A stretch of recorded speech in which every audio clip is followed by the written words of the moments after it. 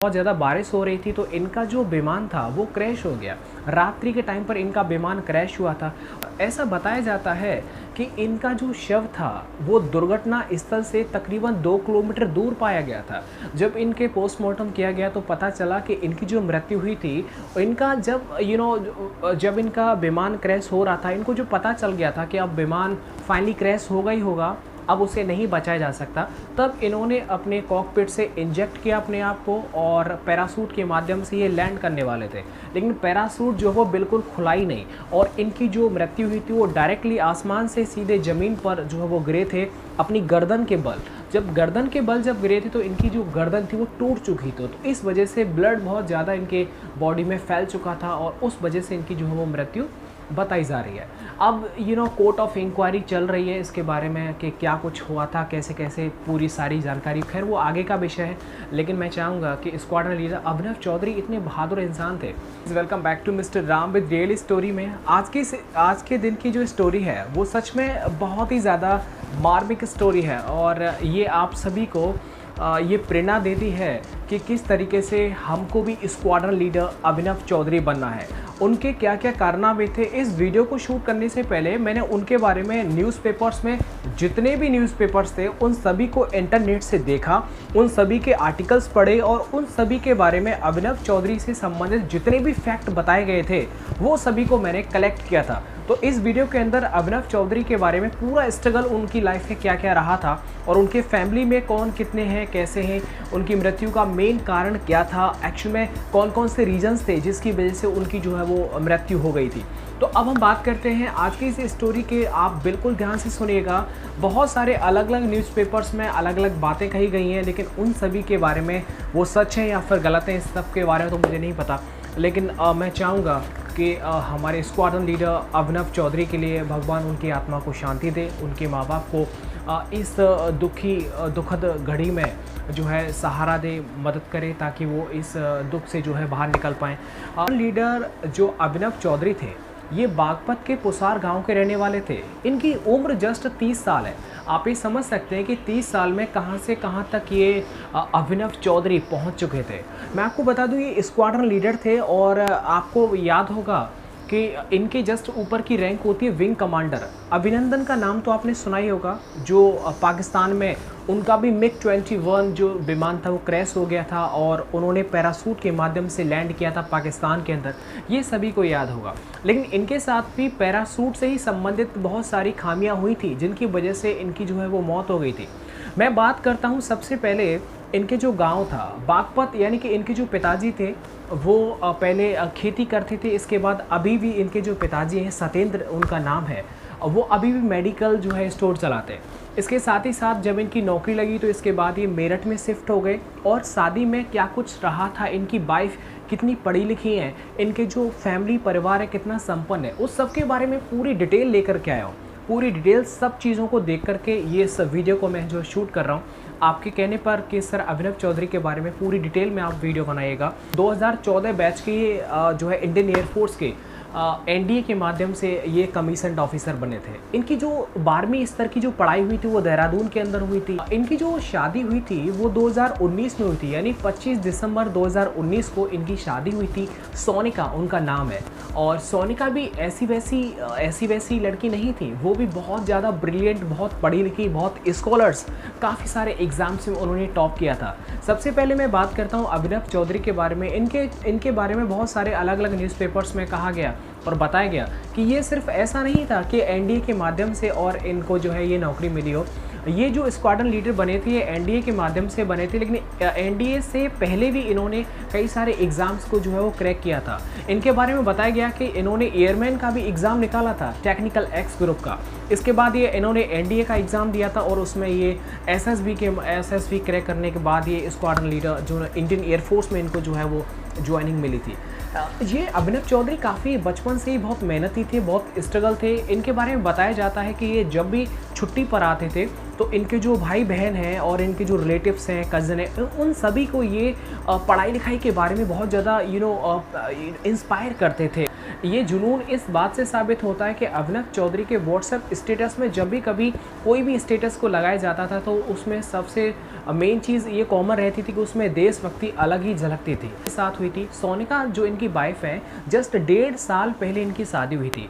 सोनिका के बारे में बताया गया कि सोनिका भी एक फार्मर किसान फैमिली से संबंध रखती हैं, लेकिन उनकी जो फैमिली है, उनके जो पापा जी थे वो भी जो है वो एक गवर्नमेंट टीचर के पद पर जो है पोस्टेड है। बहुत ज़्यादा बारिश हो रही थी तो इनका जो विमान था वो क्रैश हो गया।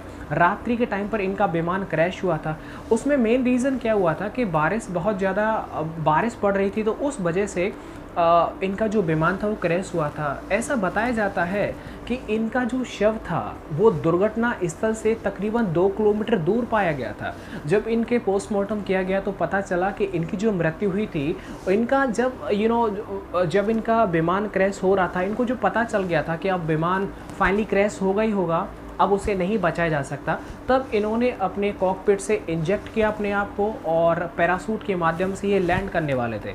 लेकिन पैरासूट जो वो बिल्कुल खुला ही नहीं और इनकी जो मृत्यु हुई थी वो डायरेक्टली आसमान से सीधे ज़मीन पर जो है वो गिरे थे अपनी गर्दन के बल। जब गर्दन के बल जब गिरे थे तो इनकी जो गर्दन थी वो टूट चुकी थी, तो इस वजह से ब्लड बहुत ज़्यादा इनके बॉडी में फैल चुका था और उस वजह से इनकी जो है वो मृत्यु बताई जा रही है। अब कोर्ट ऑफ इंक्वायरी चल रही है इसके बारे में कि क्या कुछ हुआ था, कैसे कैसे पूरी सारी जानकारी, खैर वो आगे का विषय है। लेकिन मैं चाहूँगा कि स्क्वाड्रन लीडर अभिनव चौधरी इतने बहादुर इंसान थे है कि ये 15 मई को छुट्टी लेकर के घर आने वाले थे। जब इन्होंने कॉल करके अपने पेरेंट्स को बोला कि मैं 15 तारीख को मुझे घर आना है, तो इनके पापा जी जो सत्येंद्र कुमार थे उन्होंने बोला कि बेटा अभी कोरोना बहुत ज़्यादा चल रहा है, तो इसलिए आप अपनी ड्यूटी पर रहिएगा और अभी आप घर मत आइएगा। आप सभी को पता होगा ये जो इनका जो विमान था ये जो है बालाकोट एयरवेज पर जो है तैनात थे और ये डेली रूटीन फ्लाइंग हो रहा था। जब ये पठानकोट एयरवेज पर इनकी जो ड्यूटी इनको जो है तैनात किया गया था और इनका जो मिग 21 जहाज़ था ये राजस्थान से उड़ करके पंजाब जा रहा था। तो ऐसे में जब बहुत पैराशूट नहीं खुला था और पैराशूट में भी जो है इनके जहाज़ में आग लग चुकी थी, तो ऐसा नहीं, हम सच में जब मैं इनके बारे में पढ़ रहा था, बहुत सारे न्यूज़ को मैं देख रहा था, तो बड़ा ही दुख फील हो रहा था क्योंकि जस्ट इनकी जो उम्र थी वो 30 साल के, ये एक नौजवान थे, 30 साल के नए ऑफिसर बने थे इंडियन एयरफोर्स में। बहुत कम उम्र होती है 30 ईयर्स। आप इनके फ़ोटोज़ को देखेंगे तो आपको पता चलेगा कितने नेक इंसान थे। इनका एक और किस्सा मैं आपको बताता हूँ। जब इनकी शादी सोनिका से हुई थी तो सोनिका जी, इनके जो सोनिका के जो फादर थे यानी कि अभिनव चौधरी के ससुर, उन्होंने इनको 5 लाख रुपए उसी टाइम पर देना चाहा। ये न्यूज़पेपर्स में लिखित है, हवा में बात नहीं हो रही है। तो 5 लाख रुपए इनके ससुर साहब ने इनको देने की कोशिश की कि ये लीजिए हमारी तरफ से खुशी है। तो इन्होंने बड़े ही शालीनता के साथ 5 लाख रुपए लेने से मना कर दिया था। तो उन्होंने कहा था कि चलो 5 लाख यदि आप नहीं ले रहे तो कम से कम गाड़ी ही ले लीजिएगा। तो इन्होंने गाड़ी लेने से भी मना कर दिया था कि उन्होंने बोला था कि अगर गाड़ी या कुछ एक चम्मच भी लूँगा तो मैं अपनी मेहनत से लूँगा, आपके पैसों से नहीं लूँगा, मुझे दहेज नहीं लेना है। आपको मैं बता दूँ, दहेज के रूप में इन्होंने सिर्फ शगुन के तौर पर सिर्फ 1 रुपया लिया था। शादी में इन्होंने न तो पैसे की डिमांड की थी, न ही कुछ लिया, सिर्फ अपने पैसों से अपने बलबूते पर सब कुछ किया। तो इनकी जो शादी थी वो भी एक मिसाल बन गई थी। जब 25 दिसंबर 2019 को जब मेरठ में इनकी शादी हुई थी तो उस शादी के भी चर्चे न्यूज़पेपर्स में आए थे। और क्योंकि न्यूज़पेपर्स में इसलिए भी आए थे क्योंकि ये इंडियन एयरफोर्स के स्क्वाड्रन लीडर एक बड़े ऑफिसर थे और इतने बड़े ऑफिसर होने के बाद आज भी आप देख सकते हैं, सोचरा एक जो है कांस्टेबल बन जाए उसकी भी शादी 25 लाख से कम नहीं होती। कांस्टेबल ही अपने आप को डीएम कलेक्टर जो है वो समझता है। तो आप जान सकते हैं इतने बड़े अधिकारी होने के बावजूद भी इन्होंने अपनी शादी में इतनी एक कमाल के बड़े ही अद्भुत, अब वो सोनिका वो इतनी ज़्यादा पढ़ी लिखी थी कि उनके बारे में जो जितनी भी डिटेल है मेरे पास वो सब आपको बताता हूँ। सोनिका जो थी वो नवोदय विद्यालय से पढ़ने वाली छात्रा थी और ये ऐसा नहीं है, नवोदय विद्यालय में भी इन्होंने 10th और 12th टॉप किया था। और इतना ही नहीं, सोनिका के बारे में बताया जाता है कि मानव संसाधन विकास मंत्रालय ने जापान में एक हमारे बच्चों का जो है प्रतिनिधि मंडल जो भेजा गया था। तो उस प्रतिनिधि मंडल में भी सोनिका इनको जो है वो शामिल किया गया था क्योंकि ये बहुत इंटेलिजेंट थी और इनके अंदर एक सबसे अच्छा जो गुण पाया जाता था कि वो किसी भी सवाल को पूछते कैसे हैं और बहुत ज़्यादा इनोवेटिव उनका जो माइंड था है कि इन्होंने 7 यूरोपियन कंट्रीज़ के माध्यम से एक परीक्षा कराई गई थी और उस परीक्षा में भी ये अव्वल आई थी। इनको स्कॉलरशिप मिली थी और उस स्कॉलरशिप के माध्यम से इन्होंने फिनलैंड और फ्रांस में जाकर के फिनलैंड से इन्होंने जो है वो कंप्यूटर के अंदर पीजी किया था। आप ये जान सकते हैं कि फ्रांस से पढ़ी लिखी हैं, फिनलैंड भी और कई यूरोपियन कंट्रीज़ में इन्होंने जो पढ़ाई की है, स्ट्रगल किया है। काफ़ी पढ़ी लिखी इनकी वाइफ थी, लेकिन क्या क्या पता था फ्यूचर को, क्या पता था इनको कि इनका जो लक है वो कैसा है। जस्ट 1.5 साल इनकी शादी को हुए थे और इनके जो पति थे अभिनव चौधरी, आप देख सकते हैं वो शहीद हो चुके हैं।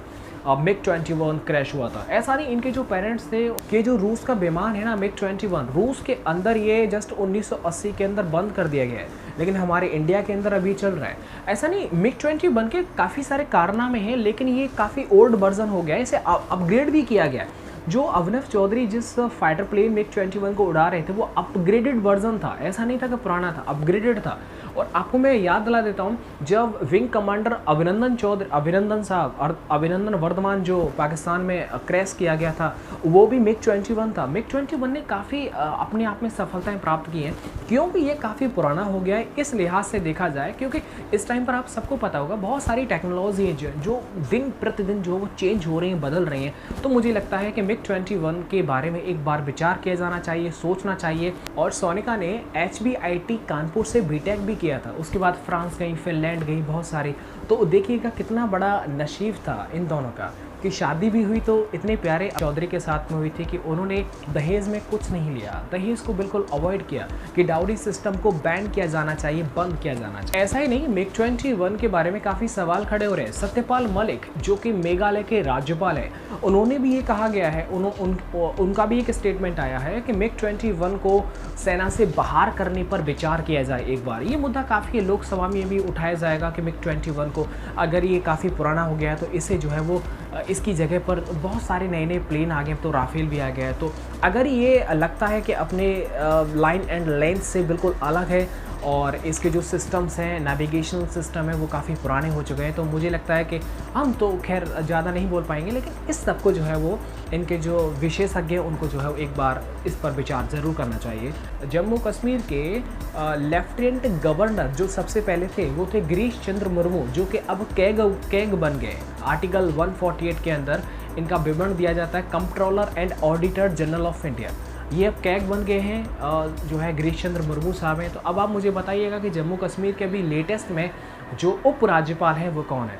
तो ये सब था अभिनव चौधरी के बारे में। आप और भी किसी भी स्टोरी या फिर कोई आप चाहते हैं कि सर किसी भी इस स्टोरी के बारे में आप फुल डिटेल में वीडियो लाइएगा, उसको हमें समझाइएगा, तो ज़रूर आप कमेंट कर सकते हैं। और इनके बारे में कौन कौन से फैक्ट आपको पता है तो ज़रूर मैं चाहूँगा कि अभिनव चौधरी और उनके माँ बाप को ये भगवान शक्ति दे, इस दुख की घड़ी से लड़ने का शक्ति उनको दे। और मैं चाहूँगा कि भगवान अभिनव चौधरी जो हैं इनको, इनकी आत्मा को शांति दे, और भगवान इनकी जो वाइफ हैं सोनिका, उनको भी जो है शक्ति दे, बल दे, मजबूत उनको करे कि इस दुख की घड़ी में वो बाहर उभर पाएँ। और सोनिका जी, हम सब आपके साथ में हैं और हम चाहेंगे परमात्मा से कि आप सभी को इस दुख की घड़ी में जो है मजबूत करेंगे, और पूरे देश की जो है वो भावनाएं और जो सम्मान है वो आप सभी के प्रति बहुत ज़्यादा है। मैं चाहूँगा कि अभिनव चौधरी के लिए हमें श्रद्धांजलि के तौर में अपने कमेंट सेक्शन के अंदर इनके बारे में 2 शब्द ज़रूर लिखने चाहिएगा। चलिए दोस्तों, मिलता हूँ मैं आपको नेक्स्ट वीडियो के साथ। वीडियो को लाइक ज़रूर करिएगा, शेयर ज़रूर करिए, कमेंट करके बताइएगा आपको किस टॉपिक पर अगली वीडियो चाहिए। बहुत जल्दी कल शाम को 4 बजे तक इसी चैनल पर एक रियल स्टोरी आएगी, जो कि एक ओलंपिक के अंदर एक विजेता थे, उनके बारे में पूरा डिटेल में आपको बताऊंगा वो किन के बारे में मैं ये बातचीत कर रहा हूं। तो वो ओलंपिक में एक इतने परिश्रम मेहनती व्यक्ति, उनके बारे में कल एक स्पेशली वीडियो लेके आऊँगा। चलेगा, मिलता हूँ मैं आपको नेक्स्ट वीडियो के साथ। वीडियो को देखने के लिए आप सबके लिए बहुत बहुत धन्यवाद। जय हिंद, वंदे मातरम।